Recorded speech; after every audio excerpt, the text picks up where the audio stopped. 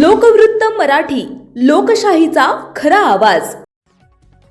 अलाणे जिल्हा परिषद शाळेत माजी सैनिकांच्या हस्ते विद्यार्थ्यांना शालेय साहित्य वाटप. जिल्हा परिषद मराठी शाळा अलाणे इथं संदीप गिरासे मित्र परिवाराच्या वतीनं विद्यार्थ्यांना शालेय साहित्याचं वाटप करण्यात आले. विद्यार्थ्यांना शैक्षणिक साहित्य उपलब्ध करून देत त्यांच्या शिक्षणाला प्रोत्साहन देण्याचा हा उपक्रम राबवण्यात आला. यावेळी आजी माजी सैनिक खानदेश रक्षक ग्रुप संघटनेच्या पदाधिकाऱ्यांची प्रमुख उपस्थिती होती.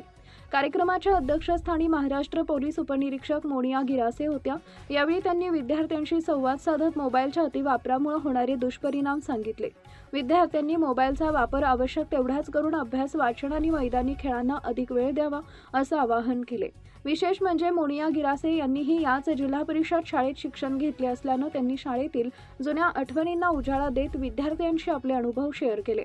खानदेश रक्षक ग्रुपचे अध्यक्ष ज्ञानेश्वर गिरासे यांनीही विद्यार्थ्यांना मोलाचं मार्गदर्शन केले. शिक्षण हेच यशाची खरी गुरुकिल्ली असून विद्यार्थ्यांनी जिद्द, मेहनत आणि शिस्तीच्या जोरावर आपलं ध्येय निश्चित करावे असं त्यांनी सांगितले. विद्यार्थ्यांनी मिळालेल्या संधीचा योग्य उपयोग करून आपल्या आईवडिलांचं, शिक्षकांचे आणि गावाचं नाव उज्ज्वल करावे असे आवाहन त्यांनी केले. यावेळी खानदेश रक्षक ग्रुपचे कार्याध्यक्ष भूषण पवार, माजी सैनिक कैलास ठाकरे, कोमलसिंग गिरासे, भटू चौधरी यांच्यासह संदीप गिरासे, महेंद्र गिरासे, मिठेसिंग गिरासे, जयपाल गिरासे तसेच शिक्षिका चौधरी उपस्थित होत्या. उपस्थित मान्यवरांनी विद्यार्थ्यांना शिक्षण, शिस्त, संस्कार आणि भविष्यातील वाटचालीबाबत मार्गदर्शन केले. विद्यार्थ्यांना शालेय साहित्याचे वाटप करण्यात आल्यानं विद्यार्थ्यांच्या चेहऱ्यावर आनंद दिसून आला. या उपक्रमाचे उपस्थितांकडून कौतुक करण्यात आले. कार्यक्रमाचे सूत्रसंचालन माजी सैनिक भूषण पवार यांनी केले तर आभार शिक्षिका चौधरी यांनी मानले. तालुक्यातील अलाणे गावामध्ये जिल्हा परिषद शाळेमध्ये शाळेतील मुलांसाठी साहित्य वाटपचा हा उत्तम कार्यक्रम आयोजित केलेला आहे.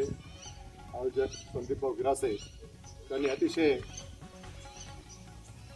मनापासून हा कार्यक्रम आयोजित केलेला आहे. दरवर्षी ते सामाजिक कार्यक्रम घेत असतात. त्याचवेळी यावर्षी त्यांनी जिल्हा परिषद शाळेच्या मुलांना साहित्य वाटप, शैक्षणिक साहित्य वाटप करण्याचा कार्यक्रम केलेला आहे. आणि या कार्यक्रमासाठी त्यांनी सिंदखेडा तालुक्यातील खानदेश रक्षक संघाचे आजी माजी सैनिक व संरक्षण क्षेत्रातील कार्यरत सैनिक त्यांनी आमंत्रण देऊन बोलवले आहे. प्रमुख या कार्यक्रमासाठी उपस्थिती द्यावी अशी त्यांची आग्रहाची विनंती होती.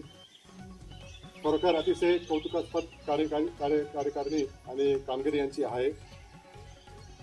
या छोट्याशा गावामध्ये, जरी गाव छोटा आहे तरी या गावाचं नाव खूप उंचावलेलं आहे. प्रत्येक क्षेत्रामध्ये या गावातील शैक्षणिक पात्रता अतिशय उच्चतम वाढवून आपली यशोगाथा या गावाची प्रत्येक क्षेत्रामध्ये आहे. आणि त्यांचा कदाचित मानस हाच मानस असेल की या अलाणे गावाचं नाव कायम आणि कायम देशाच्या कुठेतरी हिस्सा बनावा आणि प्रगतीसाठी कुठेतरी मार्गदर्शन या गावातून चांगले विद्यार्थी घडावेत. आणि देशाची जे सैनिक आहेत त्यांना हे नेहमी बोलत असतात. आणि या गावासाठी ही खरंच अभिमानाची गोष्ट आहे. आता जिल्हा परिषद शाळेतील हे मुलं आज जरी लहान आहेत तरी भविष्यात येणाऱ्या काळात याच मुलांना देशाची जबाबदारी सांभाळायची आहे. म्हणून यांच्या जीवनामध्ये परिवर्तन होईल हा त्यांचा उद्देश असावा असं मी गृहीत धरतो. खरोखर अतिशय उत्तम सत्कर्म ते करीत असतात.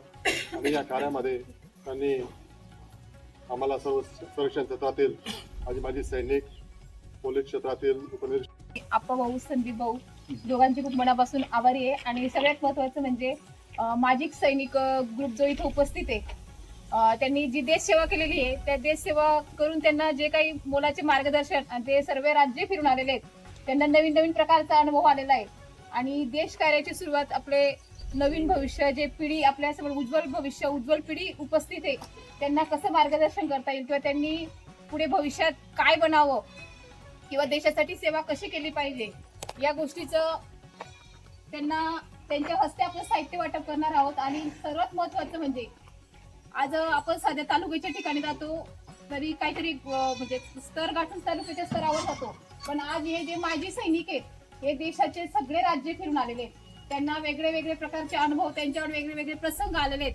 त्या प्रसंगाची अनुभूती घेऊन आणि आज देखील ते देशाचे एक हे शैक्षणिक साहित्य वाटप कार्यक्रमानिमित्त आपण त्यांना आमंत्रित केलेलं आहे. त्यानिमित्त ते इथं उपस्थित राहून आज देखील त्यांच्या रिटायरमेंट नंतर देखील त्यांच्या हातून चांगलं कार्य घडतंय, एक राष्ट्रीय सेवा घडते, बरोबर.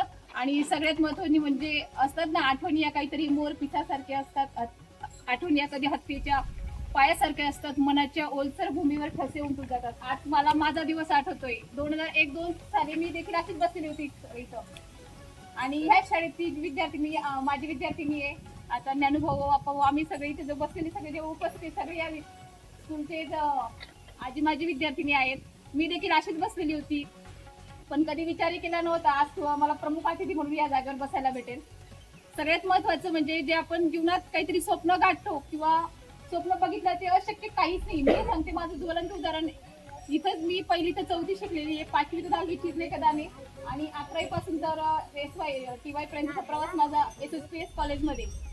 कुणाला वाटत असेल आपण इंग्लिश मिडियमलाच गेला पाहिजे आणि इंग्लिश मिडियम मध्ये चांगल्या फिया भरल्या की तिथे चांगलं शिक्षण असतं. या शाळेत मला 1ली पासून ते 4थी पर्यंत प्रत्येक वर्षी माझं भाषण होत होतं आणि खेड्यातही काहीच कमी नाही. गुणवत्ता शिक्षणाची गुणवत्ता जी आहे खूप चांगली आहे. फक्त मन लावून अभ्यास केला पाहिजे. मला सगळेजण ओळखतात, मला ओळखतात की नाही? कोण आहे? पोलीस आहे, पोलीस. कोण आहे सांगा बरं. मी पण इथलीच आहे, माझं पण गाव हेच आहे. सगळ्यात महत्वाचं म्हणजे मी आज ज्या पदावर आहे माझ्या या शाळेचं जी म्हणजे पाया माझा ह्या शाळेत भक्कम झाला, त्यामुळेच मी आज या पदावर पोहोचली. ह्या शाळेचं ऋण मी कधी कुठल्याही रूपातून फेडू शकत नाही. आणि सगळ्यात महत्वाचं तुम्ही जे इथं बसलेले आहेत ना, सगळेजण मोबाईल बघतात घरी. कोण कोण बघतं मोबाईल? सगळेच बघतात. सध्या आता जास्त आमचे मुंबईमध्ये स्कूलमध्ये नेहमी लेक्चर होत राहतात. सोशल मीडियामुळे मुलं खूप वेगळ्या वेगळ्या वळणावर जात आहेत आणि सगळ्यात महत्वाचं पालकांचं दुर्लक्ष. रडायला लागला का मोबाईल देतो. स्वतः माझी मुलगी ती जर रडायला लागली तर आपण तिला मोबाईल देतो. पण या गोष्टीपासून जी आपली आकलन क्षमता आहे अभ्यास करण्याची ती कमी होते. जी जिज्ञासी वृत्ती आहे कुठलीही जाणून घ्यायची. पहिले आपण खेळत राहायचो, शालेय मैदानी शारीरिक खेळ खेळायचो, त्याच्यामध्ये आपण थकायचो, भूक लागायची, जेवण करायचो, वेळेवर जेवण करायचं, वेळेवर झोपायला. आता मोबाईलमुळे असं झालेलं आहे की ती 1-2 तास मुलं एकाच जागेवर बसलेले असतात. मोबाईलचे खूप गैरउपयोग आहेत सोशल मीडियावर. जेव्हा आपल्याला काही गोष्टी तुम्ही जेव्हा मोठ्या शाळेत जाणार 5वीला 10वीला, जेव्हा तुम्हाला काही इंटरनेटच्या माध्यमातून माहिती गोळा करायची त्यावेळेस मोबाईल अवश्य वापरला पाहिजे. मोबाईलचा चांगला देखील वापर आहे, पण सध्या स्थितीला तुम्ही ते कार्टून बघतात, काहीतरी चार्ली बॉबी नॉनी मॉनी काहीतरी असतं ते बघतात. त्याच्यामुळे मोबाईलमुळे आपली जी विचार करण्याची क्षमता आहे सर ती खूप कमी होते. सगळ्यात महत्त्वाचं मोबाईलचा वापर कमी केला गेला पाहिजे. व्यवस्थित सदृढ आहार घेतला गेला पाहिजे. आणि माझं यशाचं जर रस्ते म्हटलं तर ही शाळा आहे जिल्हा परिषद शाळा अलाने. या शाळेचं खूप मोलाचं कार्य माझ्या शैक्षणिक वाट्यात आहे. त्यामुळे मी आज एवढ्या पदावर पोहोचली. 1ली ते 4थी इथं, 5वी ते 10वी चिरणे कदाने आणि 11वी पासून 15वी पर्यंत यशवंत विद्यालय प्लस मी DED केलंय सरस्वती अध्यापक विद्यालयाला. याच्या पलीकडे मी कुठेही बाहेर शैक्षणिक शिक्षणानिमित्त गेली नाहीये. इथं शिक्षण घेतली. लोकांची जी आता इंग्लिश मिडियम मध्येच टाकलं गेलं पाहिजे, हॉस्टेललाच टाकलं गेलं पाहिजे, काही अशक्य नाही. आपण जर ठरवलं तर कोणत्याच गोष्टी अशक्य राहत नाही. सगळ्या गोष्टी आपण करू शकतो. त्यासाठी आपल्या मनात जिज्ञासा पाहिजे आणि शिकण्याची आवड पाहिजे.